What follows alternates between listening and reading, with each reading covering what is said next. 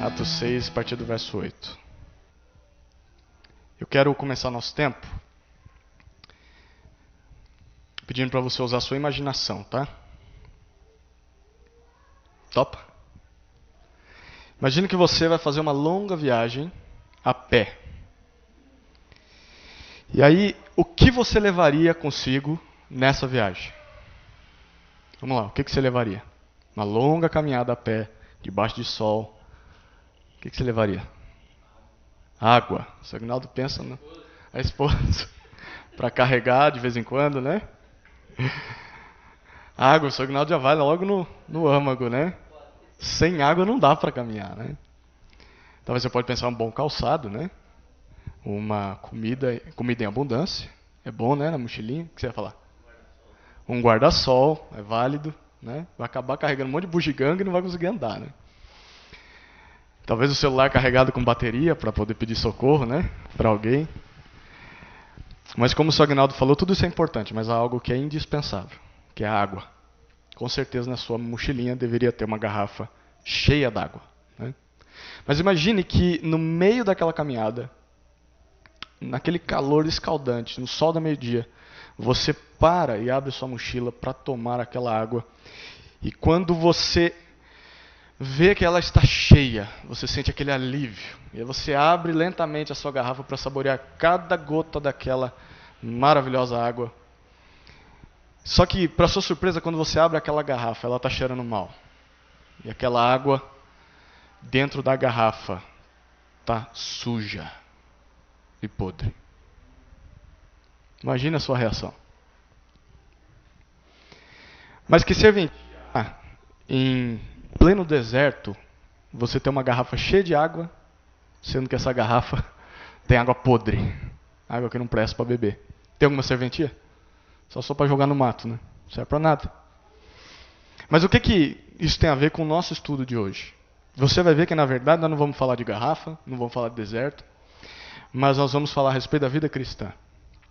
E eu quero que você imagine que Deus é quem esteja em movimento nessa caminhada. Caminhando pela história do mundo, no plano dele de salvação dos homens. E eu e você somos essas garrafas de Deus. Mas não garrafas para matar a sede de Deus, porque não precisa. Mas garrafas que levem alívio às pessoas, dando às pessoas a verdadeira fonte de vida.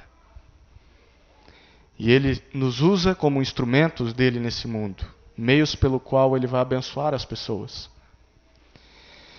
E agora imagine que nessa caminhada, Deus decida te usar para matar a sede de algum sedento. Ele encontra alguém pelo caminho e quer dar de água para essa pessoa beber. A pergunta que fica é: do que você está cheio? O que está dentro aí dessa garrafa? Será que dentro de você há uma água limpa, água doce, água saudável, aquela que mata a sede das pessoas ao seu redor? Ou será que dentro de você há água suja, podre, amarga, indelével, uma água que mais provoca nojo do que sacia? E em todo o tempo do nosso estudo, eu quero que você tente responder essa pergunta: do que eu sou cheio? O que preenche o meu ser? O que eu tenho a oferecer às pessoas com a minha vida? O que Deus pode fazer com o que há dentro de mim? Nós vamos ver nesse texto a história de um homem chamado Estevão, um homem que era cheio, e que por isso ele foi usado por Deus. Mas cheio do quê? Nós vamos ver nesse trecho. Vamos ler versículos 8 até 15. Olha o que o texto diz. Atos 6, de 8 a 15. Estevão, homem cheio de graça e de poder, realizava feitos extraordinários e grandes sinais entre o povo. Levantaram-se, porém, alguns da chamada Sinagoga dos Libertos, dos Cireneus, dos Alexandrinos, da Cilícia e da Ásia, e começaram a discutir com Estevão. Mas não podiam resistir à sabedoria e ao espírito com que ele falava. Então subornaram alguns homens para que dissessem: Nós o temos ouvido proferir palavras blasfemas contra Moisés e contra Deus. Incitando o povo, os líderes religiosos e os escribas investiram contra ele, prenderam-no e o levaram ao sinédrio. Então apresentaram falsas testemunhas que diziam: este homem não para de proferir palavras contra esse santo lugar e contra a lei. Porque nós o temos ouvido dizer que esse Jesus, o Nazareno, destruirá esse lugar e mudará os costumes que Moisés nos deu. E todos os que estavam sentados no sinédrio, fixando os olhos nele, viram que o seu rosto era como de um anjo. Todo esse tempo que nós estivemos estudando, ore para que Deus te ensine a respeito do que você deve ser cheio e que Ele nos capacite a viver o que nós vamos aprender, tá bom? A primeira coisa que nós vemos nesse texto é a prisão de Estevão. E antes de mais nada, a gente precisa lembrar quem é Estevão, né? Estevão, a palavra Estevão é interessante, ela significa o coroado. E tem tudo a ver com o final da história de Estevão. Estevão foi se você lembra, de semana passada, nós estudamos o começo do capítulo 6, foi um dos judeus de fala grega que foi escolhido para ser um diácono da igreja, para servir às mesas. E nós vamos lembrar que, mesmo para fazer esse serviço social, braçal, nós lemos no versículo 3 do capítulo 6 que ele precisava ser um homem de boa reputação, ele precisava ser um homem cheio do Espírito Santo, precisava ser um homem cheio de sabedoria. E quando Estevão foi escolhido, lá no versículo 5, nós vemos que ele é o primeiro diácono a ser escolhido e ele foi descrito como um homem cheio de fé e cheio do Espírito Santo. Em resumo, Estevão era cheio do Espírito Santo, ele era cheio de sabedoria e era cheio de fé. E por isso ele tinha boa reputação, bom testemunho. Mas o nosso texto começa dizendo que esse homem também, no versículo 8, era cheio de graça e de poder. A palavra graça significa doçura, bondade. E ela representa um caráter igual ao de Jesus Cristo. Já a palavra poder significa força. E é o termo grego dunamis, de onde vem dinamite. Dá para imaginar o sentido da palavra, né? E que poder era esse que ele tinha? A gente vê no versículo, né? Era que Deus o capacitava a realizar milagres, prodígios, sinais, maravilhas entre o povo. E Estevão, ele era uma mescla de doçura e de força. E esse homem era cheio, completamente tomado pelo Espírito. E o que ele era na frente dos outros era fruto do que ele era com Deus. Ele era cheio do Espírito Santo. Mas, obviamente, isso sempre provoca oposição, né? Os invejosos se levantaram contra Estevão.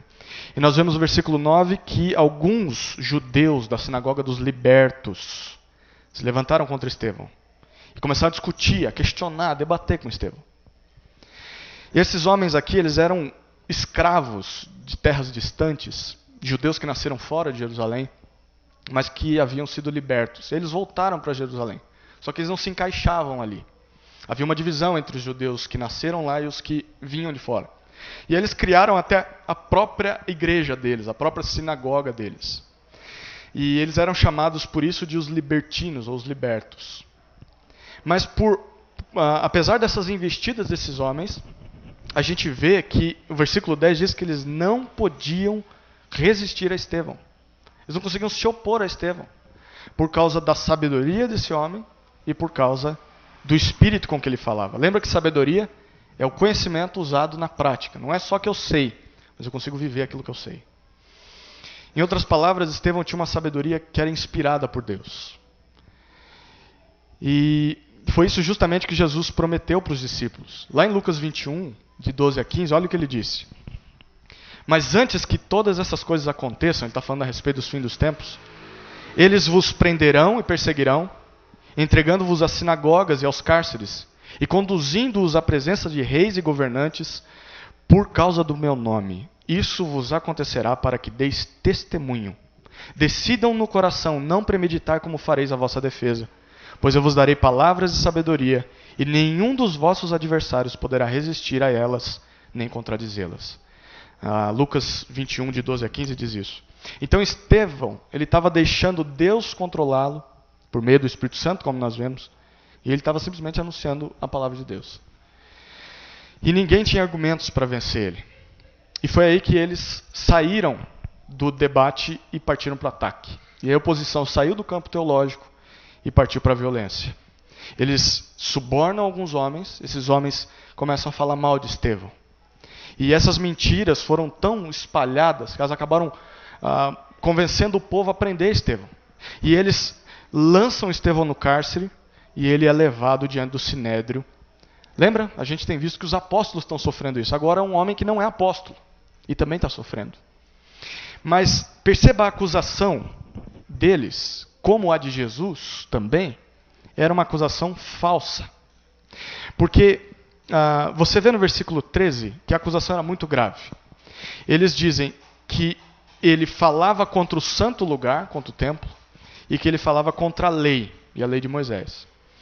E essas duas coisas eram consideradas blasfêmia naquela época, difamação. E toda blasfêmia era um crime para os judeus. E justamente foi por causa desse tipo de acusação que Jesus foi condenado à morte. E a gente vê que a acusação de Estevão, como a de Jesus, era falsa. Porque olha o versículo 14. Eles diziam que Estevão estava dizendo que Jesus iria destruir o templo e que ia mudar os costumes que Moisés tinha dado para eles. Só que eles não tinham entendido nada do que Estevão estava pregando. Como foi com Jesus.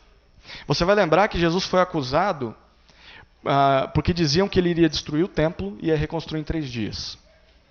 E a resposta do evangelista João, lá em João 2,21, ele vai dizer que Jesus se referia ao santuário que era o seu corpo. Mas o povo não entendia, eles achavam que ele ia destruir aquele templo que foi físico. E Jesus estava dizendo, eu vou destruir essa antiga ordem, e agora é por meio do meu corpo que as pessoas vão ter acesso ao Pai.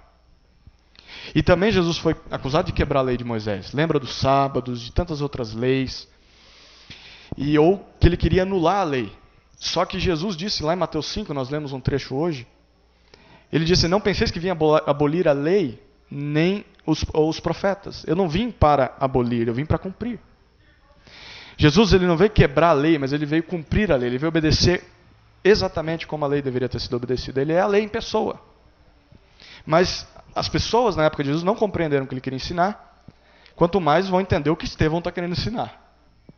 Então a pregação de Estevão era a mesma de Jesus. E a acusação também era a mesma, era injusta. Mas apesar de ser acusado, de estar contra a lei de Moisés, olha o que acontece no versículo 5. Quando o sinédrio olha para Estevão, viram que ele tinha traços de semelhança com Moisés. Porque você vê que o rosto dele era como de anjo. A expressão aqui traz a ideia de que o rosto dele brilhava à vista das pessoas. Imagina isso. E sabe quem experimentou algo parecido com o rosto brilhando diante das pessoas?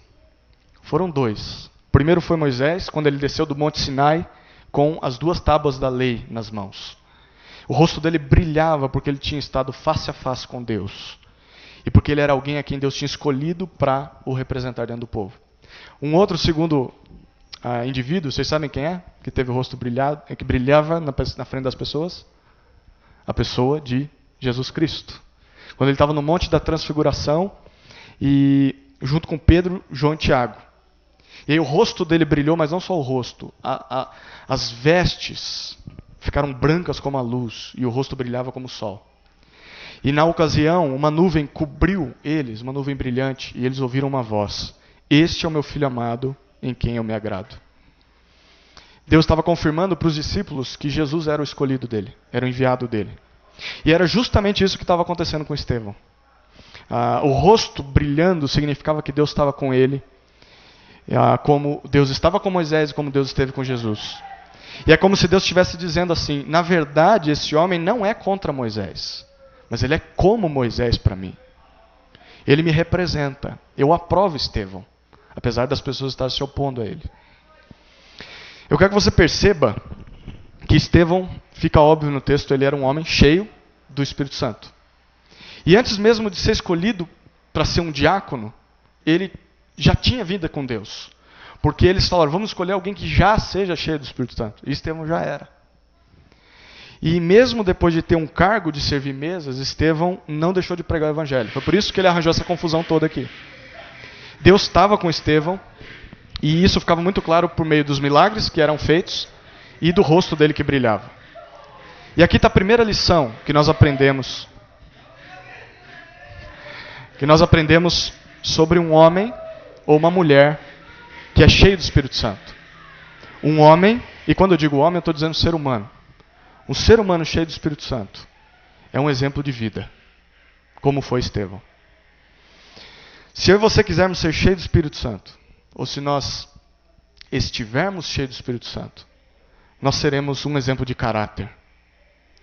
Porque isso fica muito claro no versículos 3, versículo 5 e versículo 8, onde nós vemos que a conduta de Estevão era uma pregação do Evangelho. A própria prática dele era isso. Ele tinha bom testemunho na sociedade. Ele era uma pessoa sábia no que ele agia, no que ele falava. Ele era um homem cheio de fé, era um homem cheio de graça, cheio de bondade. Então uma pessoa cheia do Espírito Santo é uma pessoa que é uma pregação ambulante. A vida dela revela o caráter. E o caráter dela espelha o caráter de Cristo. O que essa pessoa é na igreja, ela é em casa. Ela é no trabalho, ela é na escola, é na rua. Ser cheio do Espírito é ser um exemplo de caráter. Mas baseado no exemplo de Estevão, ser cheio do Espírito é ser um exemplo de obras também. Estevão, no versículo 8, nós vimos, era cheio de poder. E a prática dele revelava o caráter dele. As obras de Estevão eram um reflexo do coração de Estevão. Os atos dele apontavam para quem realmente ele era. E é interessante isso, porque se eu e você não temos poder, no sentido de nós vivermos aquilo que nós pregamos, então nós não somos cheios do Espírito Santo. As pessoas gostam de dizer sobre o Espírito, ser cheio do Espírito, né? Mas alguém cheio do Espírito tem um comportamento irrepreensível. Ninguém pode acusar essa pessoa de não viver o que ela prega. Ninguém pode apontar para uma das suas falhas. Não tem fios soltos na vida dessa pessoa.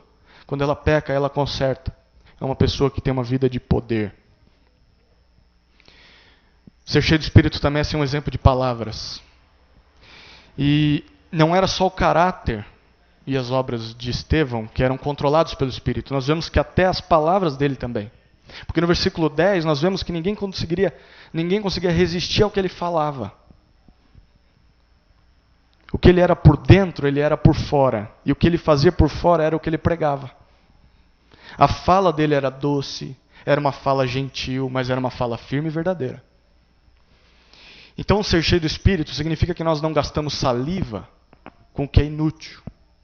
Porque palavrões, eles nem sequer ousam sair da boca de um servo de Deus. Palavras maldosas, palavras falsas, palavras maliciosas, não se ouve de um homem, uma mulher cheia de Espírito. Piadas sujas, mentira, não existe. Uma pessoa cheia do Espírito Santo fala a verdade com sabedoria. E ninguém pode negar isso. Ser cheio do Espírito também significa ser um exemplo de aprovação de Deus. Porque o rosto brilhante de Estevão confirmava a aprovação de Deus na vida dele. E o rosto brilhante de um crente, é claro que ninguém parece uma lâmpada aí andando por aí, né? Mas o rosto de um crente que brilha nas trevas mostra para o mundo que Deus aprova aquele viver.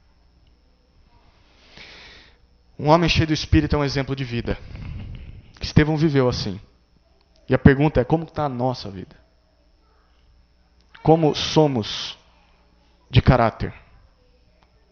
Será que nós somos exemplos de boas obras? Exemplo de palavras? Nós temos um estilo de vida que Deus aprova? Porque se nós formos assim, a única maneira, presta atenção, a única maneira que os inimigos de Deus encontrarão para nos atacar não será por nossos erros, mas será com mentiras e acusações falsas. Porque nós estamos cheios do Espírito Santo. A nossa vida não tem ponta solta para sermos acusados. Mas se nós não somos assim, nós precisamos nos arrepender. Mudar de conduta urgentemente. O texto continua e nós vemos a defesa de Estevão. E agora nós temos o trecho gigantesco na Bíblia, que é o capítulo 7 inteiro.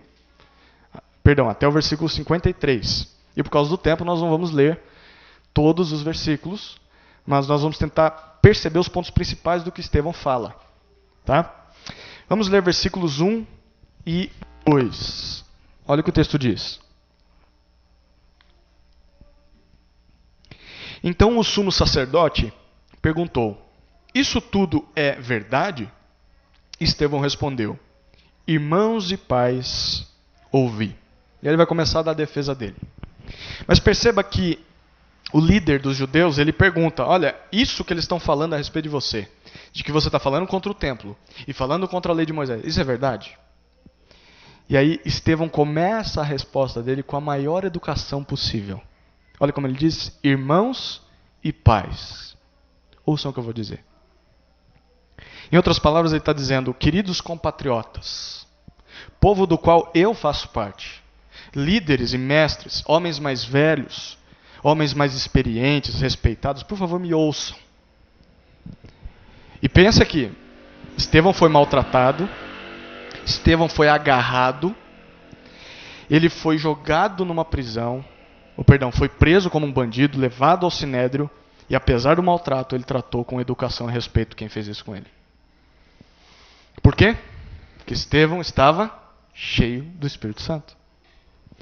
E Estevão, ele se defende das duas acusações que eles fizeram contra ele, de ter blasfemado contra o templo e contra a lei. A partir do versículo 2 até o 53, ele vai falar a respeito do templo, do 2 ao 50, e depois fala a respeito da lei de Moisés, do 51 ao 53. Nós vamos ver alguns detalhes do discurso dele, olhando para alguns versículos dessa defesa. A primeira coisa que ele fala é sobre o templo em Jerusalém. E ele gasta muitos versículos para falar disso. Ele vai contar uma história que todos ali já conheciam. Todos eram carecas de saber. Mas ele vai contar com detalhes que ou eles não haviam percebido ainda, ou eles não queriam perceber.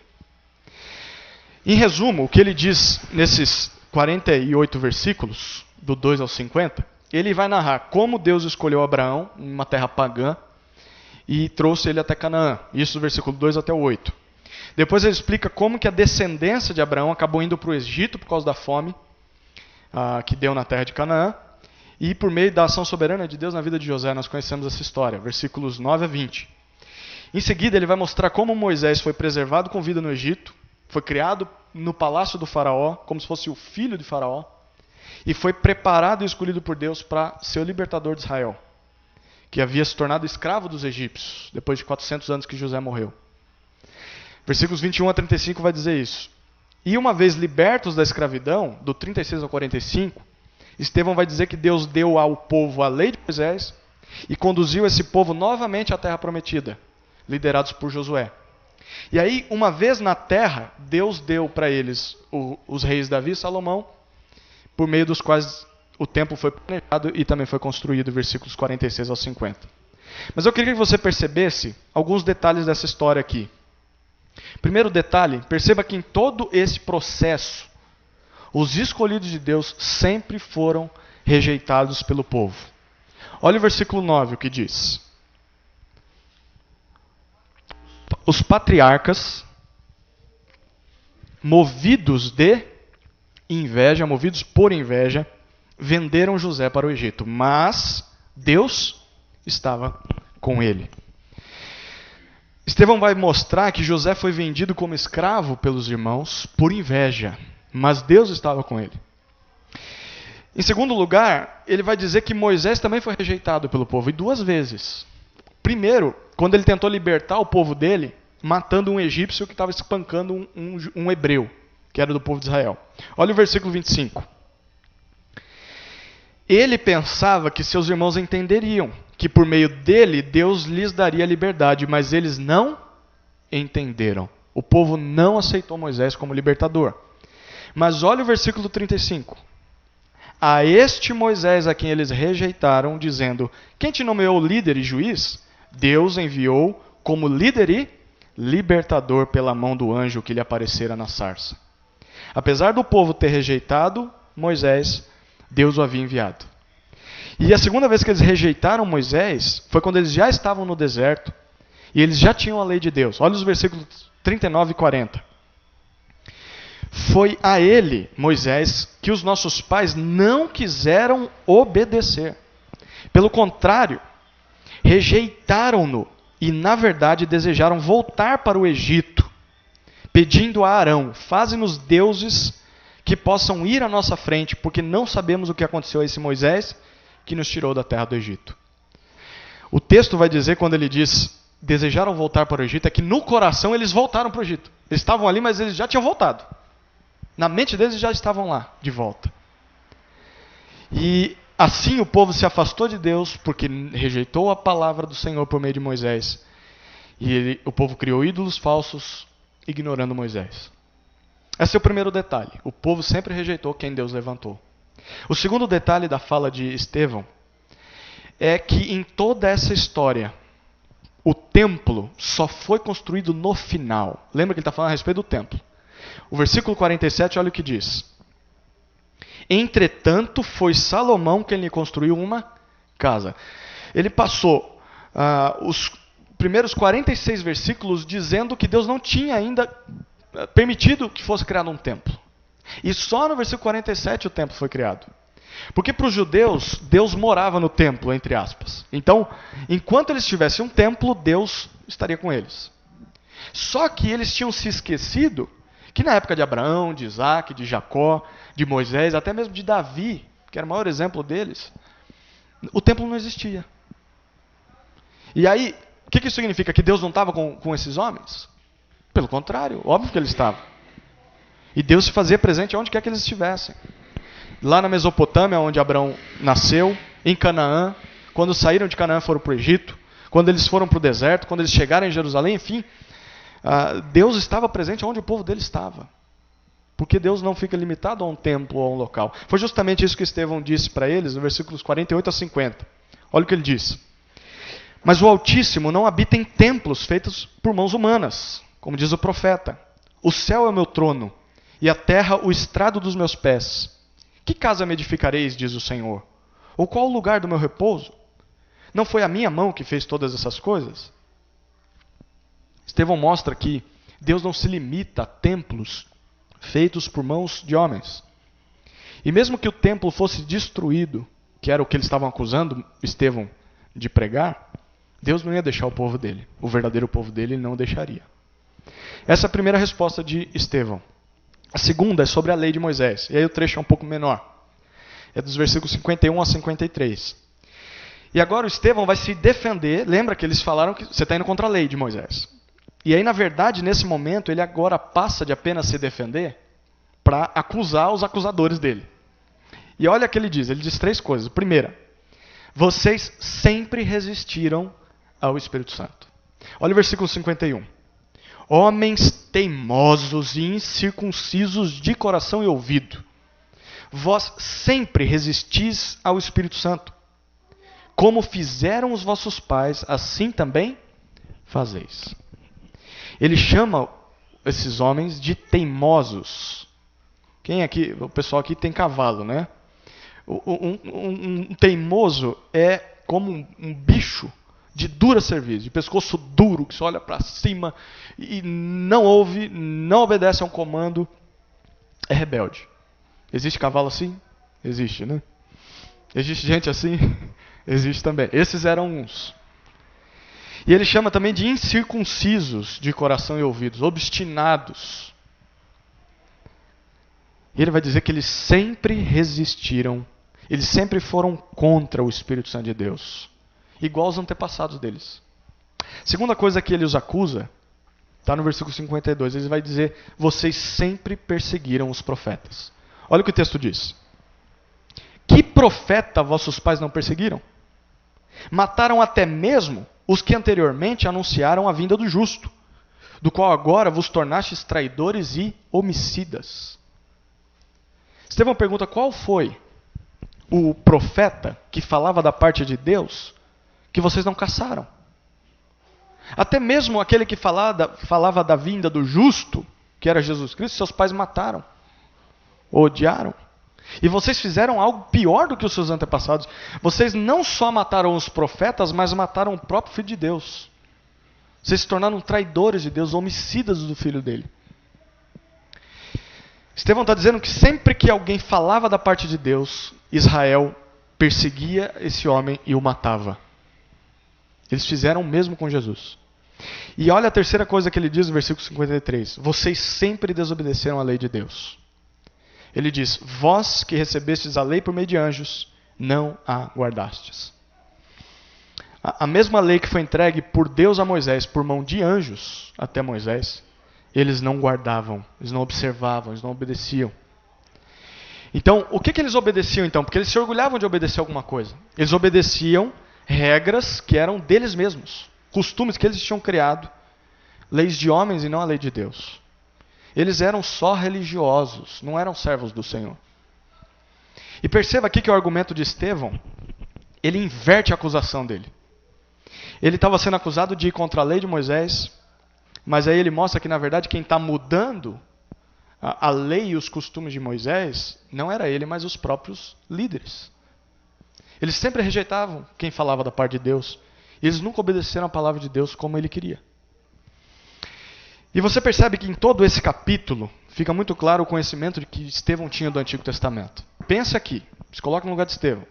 Esse homem estava diante dos maiores teólogos da época. E ele deu um baile de Bíblia nessa turma.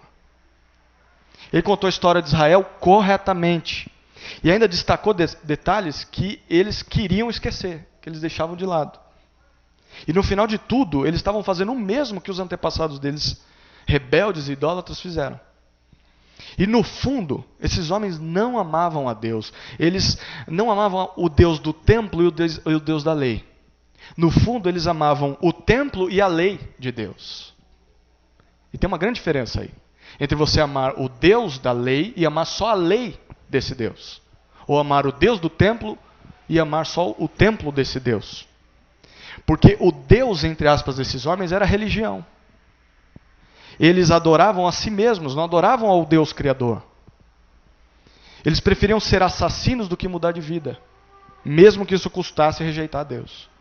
Eu gosto só das coisas, eu gosto só da religião, eu gosto só dos lugares, mas Deus eu não quero saber. Porque toda vez que Deus mandava alguém para falar com eles, eles matavam.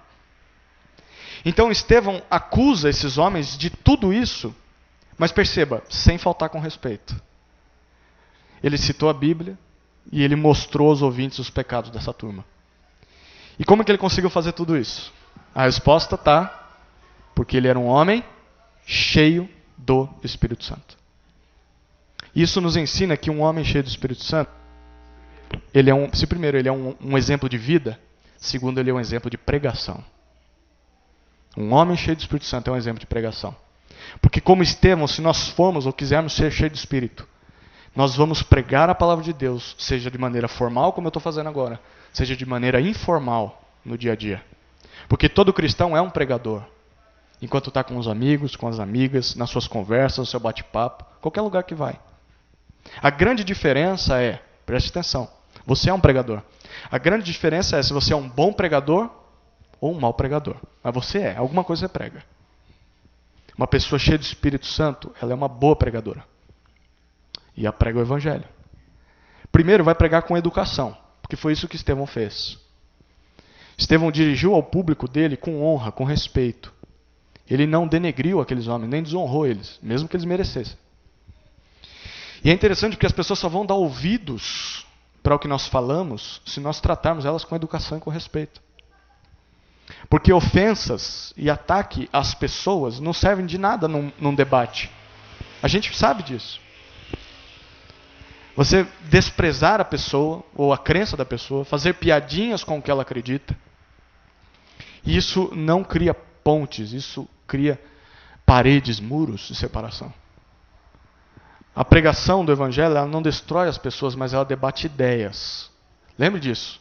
Você não ataca o ser humano à sua frente, você ataca as ideias e não a pessoa. Alguém cheio do Espírito Santo fala a verdade, mas fala com educação, fala com singeleza e não com aspereza. Em segundo lugar, uma pessoa cheia do Espírito Santo prega o Evangelho com conhecimento.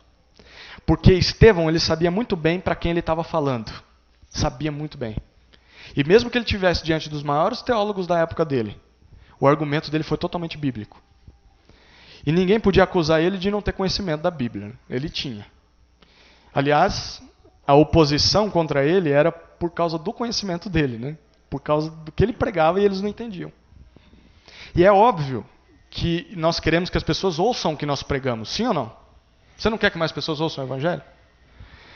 Mas será que nós conhecemos o suficiente da palavra para falarmos às pessoas? O quanto nós sabemos a respeito de Deus?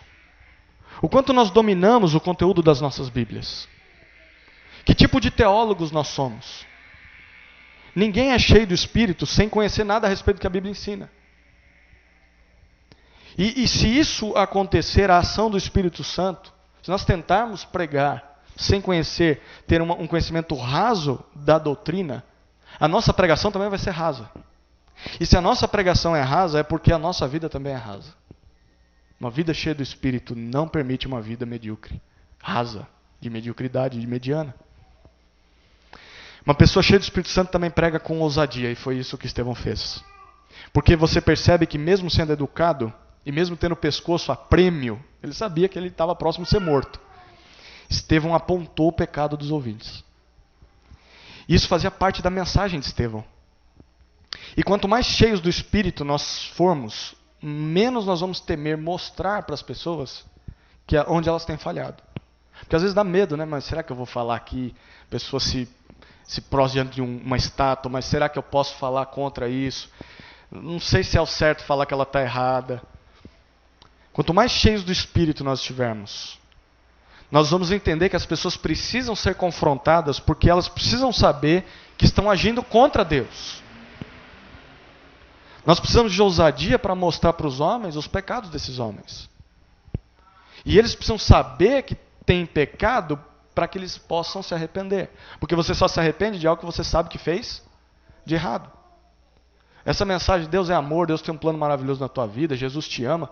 Isso não salva ninguém. Porque se eu não estou perdido, eu vou lá para agregar para Jesus. As pessoas precisam ouvir que elas são pecadoras primeiro, antes de ouvir da salvação. E é interessante isso, porque quem rejeita a palavra de Deus e quem rejeita os mensageiros de Deus, como esses líderes estavam fazendo, resiste ao próprio Espírito Santo de Deus. Foi isso que Estevão falou. Então quem se opõe ao que Deus diz é teimoso e é incircunciso de coração e de ouvido. Então é até algo para nós nos avaliarmos. Se hoje eu me oponho ao justo, que é Jesus Cristo, eu preciso saber que Deus me considera um rebelde. Deus me considera um obstinado, um traidor, um assassino, um desobediente. E se eu faço isso, eu preciso me arrepender e me render a Cristo. Caso contrário, eu vou sofrer uma condenação eterna e justa pelos meus pecados. Um homem cheio do Espírito Santo é um exemplo na pregação. Nosso texto continua e nós vemos a morte de Estevão e a consequência dessa morte. Olha a partir do versículo 54, nós vamos até o capítulo 8, versículo 4. 7:54. Ouvindo isso, eles se enfureciam no coração e rangiam os dentes contra Estevão. Mas Estevão, cheio do Espírito Santo, com os olhos fixos no céu, viu a glória de Deus e Jesus em pé à direita de Deus e disse: Vejo o céu aberto e o Filho do Homem em pé à direita de Deus. Então eles gritaram e, tapando os ouvidos, lançaram-se juntos contra ele e, empurrando-o para fora da cidade, o apedrejaram. E as testemunhas puseram as suas roupas aos pés de um jovem chamado Saulo. E enquanto o apedrejavam, Estevão orava: Senhor Jesus, recebe o meu espírito. E pondo-se de joelhos, clamou em alta voz: Senhor, não lhes atribuas este pecado. Tendo dito isto, adormeceu. E Saulo aprovou a sua morte. No mesmo dia, levantou-se grande perseguição contra a igreja que estava em Jerusalém. Todos, exceto os apóstolos, foram dispersos pelas regiões da Judéia e Samaria. E alguns homens piedosos sepultaram Estevão e lamentaram muito por ele. Saulo, porém, assolava a igreja. Entrando pelas casas, arrastava homens e mulheres e os colocava na prisão. No entanto, os que foram dispersos iam por toda parte anunciando a palavra. Perceba que quando os membros do Sinédrio ouviram a defesa de Estevão, eles ficaram cheios de fúria e começaram a ranger os dentes de raiva. E enquanto os acusadores dele estavam cheios de ira, olha o versículo 55. Estevão estava cheio do Espírito Santo. De novo o texto vai dizer. E isso fez com que Estevão olhasse fixamente para o céu e fez com que ele visse a glória, o esplendor, o brilho, a majestade de Deus. E ele viu Jesus à direita do Pai. E nós vemos no versículo 56 que ele conta essa visão para os perseguidores. Neste exato momento, eu vejo o céu aberto e vejo também o Filho do Homem. O mesmo Jesus que vocês rejeitaram e mataram, eu vejo ele à direita de Deus. Eu queria que você percebesse dois detalhes nesses versículos. Primeiro, é que Estevão não estava a céu aberto. Porque você lembra que ele estava na presença do Sinédrio? Eles estavam em um julgamento, ele foi levado para um local separado, um local privado. Mas mesmo assim, esse homem tem uma visão do céu. Ele olha para cima, através do teto, e não sei como ele vê o céu. O segundo detalhe, perceba como Estevão vê Jesus no céu. Porque a maioria dos relatos sobre Jesus estar à destra do Pai, à direita do Deus Pai, esses relatos sempre vão retratar Jesus sentado no trono, reinando. Tanto que em Atos 2, 34 e 35, na pregação de Pedro, ele diz que Deus o fez sentar no trono e disse, espera até que eu coloque todos os teus inimigos como estrado sob seus pés. Então Jesus já está reinando, e a linguagem bíblica sempre vai dizer isso, ele está sentado no trono reinando. Mas Estevão vê ele como? Perceba, ele está de pé à destra de Deus. E aí os comentaristas aqui, eles vão acreditar que Estevão teve essa visão por dois motivos. Primeiro, porque Jesus estava de pé, defendendo Estevão diante de Deus. Enquanto Estevão confessava Jesus diante dos homens, Jesus confessava ele diante do Pai. O segundo motivo é que Jesus está de pé porque ele se levantou do trono para receber o servo dele na morada celestial. Tente imaginar isso. E Estevão vendo essa cena. E essa frase de Estevão foi a gota d'água para aqueles homens. Nós vemos que eles taparam os ouvidos, começaram a gritar, eu não quero mais ouvir isso. E eles empurram Estevão do Sinédrio, levam para fora da cidade e apedrejam Estevão. Mas você vai lembrar que eles fizeram isso mesmo não tendo o direito de fazer. Eles não tinham direito de matar ninguém, era só o Império Romano que tinha. Mas eles fizeram, não estavam nem aí. Mas antes de morrer, olha que fantástico. Estevão ainda teve tempo de fazer uma oração ao Senhor.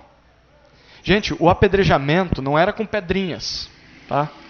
Eram blocos. Imagina pegar um desse aí fora e jogar. Era pedra, não era nem bloco. Pedra gigante. Ser arremessada com força sobre a pessoa. E essa pessoa era apedrejada até se formar um montão de pedra em cima dele. Não aparecia mais nada dele. Estevão estava sendo apedrejado. E enquanto estava sendo apedrejado, ele ainda orou. E olha os pedidos que ele faz na oração. Isso é a hora de fazer pedido para Deus, né? Mas ele faz. Olha o primeiro versículo 59. Ele pede, Senhor Jesus, recebe o meu. As palavras dele aqui são parecidas com as palavras de alguém que nós já ouvimos no Evangelho. Quem é que fala? Pai, nas tuas mãos entrego o meu espírito. Senhor, Jesus. Lá em Lucas 23, 46 ele diz isso. Jesus se entregou ao Pai, ele sabia muito bem nas mãos de quem ele estava seguro. E igualmente, Estevão se entrega, mas agora ele se entrega ao Senhor Jesus. Mas ele também sabia muito bem nas mãos de quem ele estaria depois da morte. O segundo pedido dele, que é mais fantástico ainda, é o versículo 60. Ele pede, Senhor, não lhes atribua este pecado. Imagina que Estevão de joelhos. O texto vai dizer que ele já está de joelhos, sendo apedrejado, sangrando, morrendo de dor. E ele grita a plenos pulmões, algo parecido com o que alguém já disse na Bíblia também. Pai, perdoa-lhes, porque eles não sabem o que fazem. Foi a frase de Jesus. Mesmo estando sendo morto injustamente, perceba isso, mesmo sentindo o ódio dos seus perseguidores, mesmo com aquela dor das enormes pedradas que estavam sendo arremessadas sobre ele, esse homem foi capaz de pedir para Deus perdoar aqueles homens. Ele não pediu vingança, ele não pediu troco na mesma moeda, ele não pediu para ser liberto daquela morte, mas ele pediu a salvação dos assassinos dele. Ele não olhou para aqueles homens com ira, ele olhou com misericórdia. Eles estavam sendo controlados estavam presos nas garras de Satanás. E Estevão sabia disso. Estevão tinha noção do que estava acontecendo ali. E ele pede para Cristo que salve essas pessoas. E o que é legal, no final do versículo 60, quando ele termina essa oração, o texto vai dizer que Estevão adormeceu. Que história é essa? Isso era a hora de dormir? Esse termo ele é usado na Bíblia por Deus para se referir à morte dos seus servos. Isso significa que Estevão morreu, sim. Mas para Deus ele só descansou das dores dessa vida. E apesar de ser uma palavra cheia de tristeza, né, está se referindo à morte, é uma palavra doce, é uma palavra bela. Estevão dormiu nessa terra para despertar nos braços do Senhor Jesus lá no céu. E esse foi o fim de Estevão. Esse foi o resultado e o preço da fidelidade dele a Cristo. Você percebe que ele não teve aplauso humano? Nenhum. Ele não teve prosperidade financeira. Ele não teve sucesso nesse mundo. Ele foi julgado injustamente. Foi morto de maneira trágica e covarde. Mas mesmo assim, nos últimos minutos de vida, ele teve a visão da glória de Deus. Ele sabia muito bem para onde ele estava indo. O destino de Estevão era o céu. E mesmo antes de morrer, ele ainda foi capaz de orar em favor dos assassinos dele. E isso nos ensina mais uma lição. Se a primeira é um homem cheio do Espírito Santo é um exemplo de vida, a segunda, um homem cheio do Espírito Santo é um exemplo de pregação, a terceira, um homem cheio do Espírito Santo é um exemplo de morte também. Até mesmo na pior hora da sua vida, o homem cheio do Espírito Santo continua sendo um exemplo. Isso significa que se nós formos cheios do Espírito Santo, até mesmo diante da face da morte, nós vamos ser diferentes das pessoas desse mundo. Até mesmo nas horas mais sombrias da nossa alma, a nossa reação é divina. Uma pessoa cheia do Espírito é um exemplo. Primeiro, em como ela vê a morte. Como Estevão, uma pessoa cheia do Espírito Santo sabe muito bem para onde ela está indo. Ela sabe quem está esperando ela. Ela consegue vislumbrar a glória do céu. Ela não liga para a morte, mas ela está mais interessada no que a aguarda depois da morte. E é interessante isso. Uma coisa tememos como nós iremos morrer. A gente, às vezes, eu e minha esposa comentamos isso, né? As pessoas gostam de imaginar de querer morrer dormindo, né?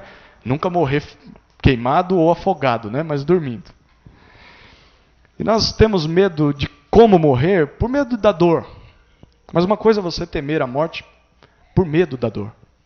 Outra coisa totalmente diferente é você temer a morte porque você não sabe para onde você vai depois. Mas um cristão cheio do Espírito, ele não tem esse medo. Ele sabe em quem tem crido. Ele sabe que Jesus está de pé para levá-lo até o céu. A morte não pode parar um servo de Deus. Ele só dorme nesse mundo para acordar do terrível pesadelo que é essa terra ao lado de Deus. Agora, alguém que não crê em Jesus, ou que mesmo crendo, mas que não vive cheio do Espírito Santo, essa pessoa naturalmente vai temer a morte. Naturalmente. Porque nem ela mesma garante que ela vá para o céu. Ela não tem certeza absoluta para onde ela vai. E por isso, se você não tem certeza absoluta para onde você vai se você morrer, você precisa se render a Cristo. Caso você não tenha feito isso ainda. Ou se você tem medo, para onde você vai, mas já se entregou a Cristo um dia, você precisa buscar ser cheio do Espírito. Porque uma pessoa cheia do Espírito é um exemplo em como ela vê a morte. Mas também é um exemplo de como essa pessoa ora diante da morte. Essa pessoa não ora para Deus livrá-la da morte, ou livrá-la do sofrimento, apesar de que não gosta de sofrer.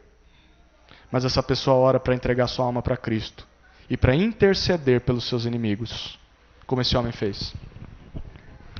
Ser cheio do Espírito nos leva a esquecermos de nós e a pensarmos nos outros. Alguém cheio do Espírito, ele não pede vingança pelo mal que fizeram para ele, mas ele perdoa e ele clama a Deus a salvação daquela pessoa. É alguém que sente misericórdia ao invés de ódio. É alguém disposto a perdoar do que dar o troco com a mesma moeda. É alguém que ora por quem o persegue. Isso é ser cheio do Espírito. Você vai dizer, eu não consigo fazer isso. Justamente, você só vai conseguir se você for cheio do Espírito. E o resultado nós vimos no versículo 1 do capítulo 8, foi que no mesmo dia da morte de Estevão, uma grande perseguição foi levantada contra a igreja. E agora não só os apóstolos passaram a ser perseguidos, mas todo mundo, todos os cristãos. E todos foram dispersos, com exceção dos apóstolos, pelas regiões da Judéia e da Samaria, que eram cidades vizinhas ali. Mas eu quero que você perceba que mesmo sem crente nenhum em Jerusalém, porque o texto já disse isso, olha o versículo 2. Algumas pessoas lamentaram a morte de Estevão e sepultaram Estevão. Não tinha mais nenhum cristão ali. Essas pessoas, elas não consideraram a morte de Estevão justa. E talvez foram pessoas que ficaram impressionadas com a vida, com o poder e com o discurso de Estevão. Talvez pessoas que Deus estava convertendo para si naquele momento. E o texto vai dizer que eram homens piedosos, e essa expressão significa judeus sinceros, mas que não acreditavam em Jesus.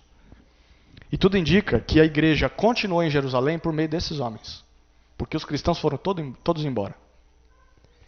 Mas você percebe que havia um outro homem que viu a mesma coisa que esses aqui, ouviu o mesmo discurso, mas teve uma reação diferente. Versículo 3 vai dizer que era Saulo. E Saulo, você percebeu na leitura que ele já apareceu mais 2 vezes no texto. Primeiro, nós vimos no versículo 58 do capítulo 7, que ele era um jovem, o texto vai dizer. Jovem naquela época não era como o Patrick. Quantos anos você tem, Patrick?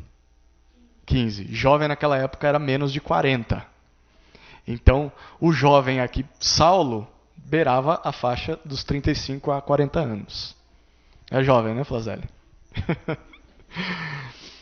E Saulo aparece fazendo parte do Sinédrio, e ele foi quem sobre os pés de quem os assassinos de Estevão colocaram as roupas de Estevão. Então Estevão morreu nu. Eles tiraram a roupa e colocaram aos pés de Saulo. E o texto vai dizer, a segunda vez que aparece no versículo 1 do capítulo 8, é que esse Saulo aprovou, ele consentiu com a morte de Estevão. Lá em Atos 26:10, esse mesmo Saulo, ele confessou que ele não só perseguia os cristãos, como também, abre aspas, palavras dele, também dei o meu voto contra eles quando estavam para matá-los. Em outras palavras, Saulo votou a favor da morte de Estevão. Ele falou, pode morrer, pode mandar matar. O que é impressionante aqui é que esse homem ouviu a mesma mensagem que os judeus piedosos ouviram, mas o resultado não foi a conversão, mas foi o ódio. A palavra de Deus, ela é assim. A palavra de Deus, ao mesmo tempo que ela provoca amor, ela provoca repulsa. Do mesmo tempo que ela provoca conversões em alguns, ela provoca perseguição em outros. É como se fosse o sol, que derrete a vela, ele quebranta corações, mas que também endurece o barro. E desperta cegueira espiritual nas pessoas. E você percebe no versículo 3 que Paulo passa a assolar, a devastar, a arrasar a igreja. E ele entrava na casa dos cristãos, ele arrastava homens e mulheres e colocava eles na prisão. Mas perceba que, em contraste a essa terrível perseguição, versículo 4 do nosso texto termina dizendo: e os que foram espalhados pelas cidades vizinhas iam por toda parte pregando a palavra de Cristo. Em resumo, a perseguição só aumentou ainda mais a pregação da palavra. E aqui nós vemos que o feitiço de Satanás virou contra o feiticeiro, né? Porque o diabo tentou destruir a igreja, mas Deus usou a mesma coisa para aumentar a igreja. E foi justamente isso que Tertuliano, que é um dos pais da igreja, disse antes de ser queimado vivo pela fé. Ele disse assim, está até no boletim essa frase: matem-nos, torturem-nos, condenem-nos, façam de nós pó. Quanto mais vocês nos oprimem, tanto mais cresceremos. O sangue dos cristãos é a semente da igreja. Me mate, e 10 voltarão no meu lugar. E essa é a última lição que nós podemos aprender sobre um homem cheio do Espírito Santo. Um homem cheio do Espírito Santo, ele é um instrumento nas mãos de Deus. Até mesmo a morte de quem serve a Deus funciona como instrumento para que a obra de Deus avance nesse mundo. Um homem cheio do Espírito é uma bênção enquanto vivo e continua sendo uma bênção depois de morto ainda, para o povo de Deus. É só olhar para o tanto de livros de homens piedosos, para exemplos, para igrejas que foram plantadas, missionários que morreram no campo. São uma bênção para nós até hoje. Você pode ser uma bênção enquanto vivo e depois de morto continuar sendo uma bênção. Tem algo muito interessante acontecendo nesse texto. Esse capítulo, esses trechos que nós estudamos, ele faz parte da transição no livro de Atos, de uma transição. Lembra o que Jesus disse para os discípulos depois de ter ressuscitado e antes de ser levado aos céus? Atos 1:8. Esse texto a gente conhece de cabeça. Mas recebereis poder sobre vós quando o Espírito Santo descer sobre vocês, e sereis as minhas testemunhas, tanto em Jerusalém, como Judéia e Samaria e confins da terra. Os cristãos receberam o Espírito Santo, como Jesus tinha prometido, mas até aquele momento eles ainda estavam em Jerusalém. A promessa é que eles iam ser em todo o mundo, mas estavam só ali. Eles não saíram para a Judéia, não saíam para Samaria e muito menos para os confins da terra. Óbvio que eles estavam sendo treinados na palavra pelos apóstolos, mas eles não tinham demonstrado nenhum interesse em sair. Tanto que os que vieram de fora ficaram por ali mesmo. Arranjaram emprego ali, começaram a morar ali, e aconteceu 3 anos depois de Pentecostes, ficaram ali. E foi aí que Deus interveio. Isso é fantástico. Deus provocou a perseguição para que os crentes acordassem e cumprissem a missão deles, mesmo que eles não quisessem. Agora você é um missionário mesmo que não queira.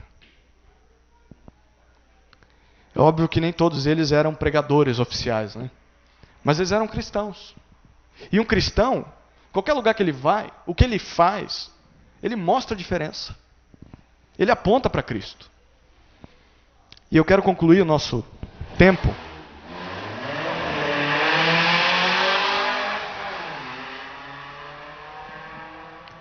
por isso o microfone.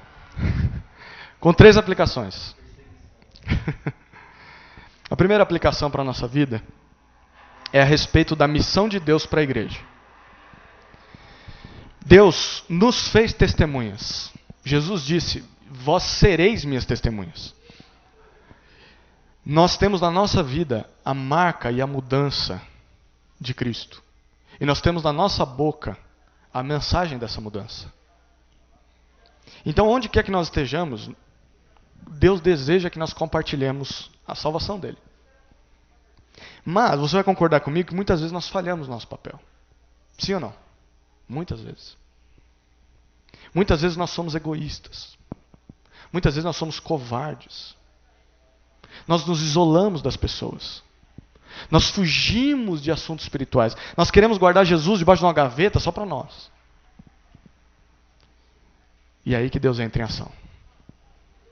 Deus sempre cumpre seus propósitos. Se nós não fizermos a vontade de Deus por iniciativa própria, Deus vai nos conduzir mesmo contra a nossa vontade. Mesmo que isso custe o nosso sofrimento ou a nossa perseguição, mesmo que isso custe o nosso conforto, mesmo que isso custe a nossa vida tranquila, Deus vai fazer a vontade dele. Porque parece que só quando nós sofremos é que de fato nós damos ouvidos à voz de Deus. C.S. Lewis dizia que o sofrimento é o megafone de Deus. É quando você sofre que você ouve. Só quando há instabilidade. Vamos ver se você concorda comigo. Só quando há instabilidade na nossa vida é que a gente clama a Deus. De verdade. E só assim nós nos tornamos sensíveis à voz de Deus. Queridos, que nós não precisemos sofrer para ouvir a Deus. Que nós possamos ser proativos no serviço para Ele. Que nós possamos encarar o sofrimento como uma maneira de Deus tratar os nossos corações de coisas que nós não seríamos tratados se nós estivéssemos muito bem obrigado. O sofrimento vai tratar coisas que nós não percebíamos que precisava ser mudado. Essa é a primeira aplicação sobre a missão de Deus para a igreja. A segunda aplicação é a respeito da missão da igreja de Deus.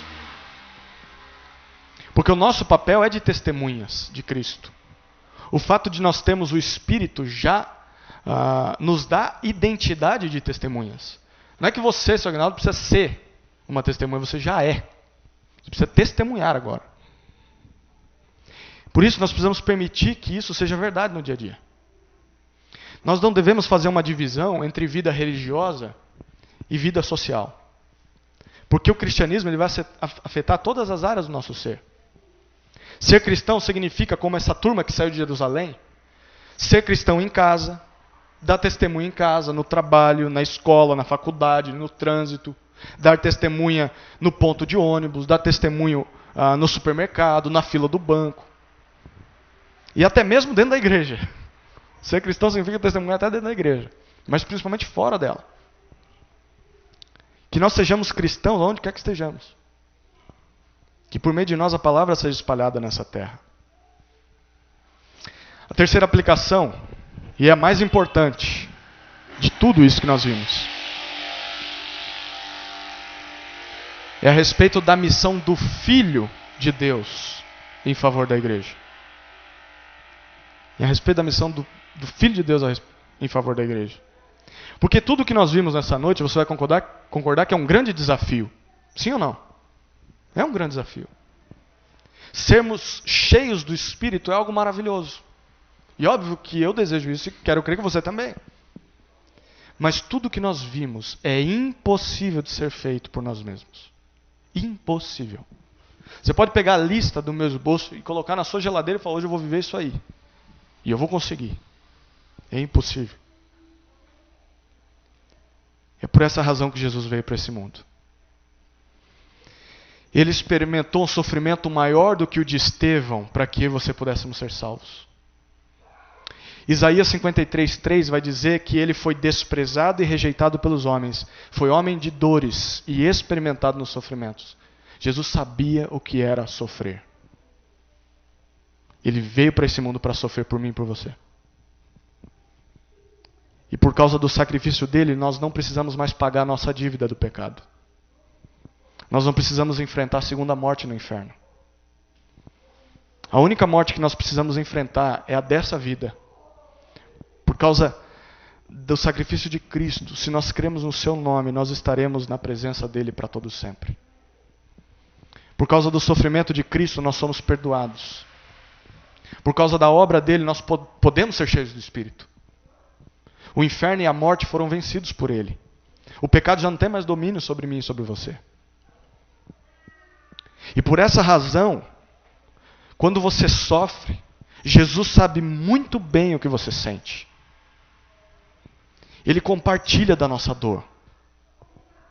Jesus sabe o que é chorar. Jesus sabe o que é sofrer. Ele sabe o que é ser perseguido. Ele sabe o que é ser odiado pelas pessoas. Ele sabe o que é ser acusado injustamente. Ele sabe o que é ser traído. E por isso, na hora da nossa dor, Jesus senta ao nosso lado. Ele nos abraça, nos ampara, nos dá forças. Ele nos dá suporte. para nos levantar e falar: vamos lá enfrentar essa luta. Eu venci por você. Eu luto por você. E o melhor de tudo é que por causa do sofrimento e da morte de Jesus, ele se coloca diante do Pai, ao lado do Pai, de pé, para nos defender e para nos receber na glória. Se nós morremos com Cristo, cremos que também com Ele viveremos. Se nós somos crentes até a hora da nossa morte, nós podemos descansar no fato de que nós vamos estar com Ele depois da nossa morte. O martírio de Cristo garante a nossa salvação eterna. Queridos, que a partir de hoje nós sejamos garrafas cheias do Espírito Santo, prontas para serem usadas por Deus, para abençoar as pessoas sedentas desse mundo. Que tudo de podre, tudo de sujo, todo tipo de pecado, de imundície, seja retirado de dentro de nós, para que o Espírito Santo de Deus inunde o nosso ser. E que isso aconteça para que dentro de nós fluam rios de águas vivas. E que essas águas saciem quem está ao nosso redor.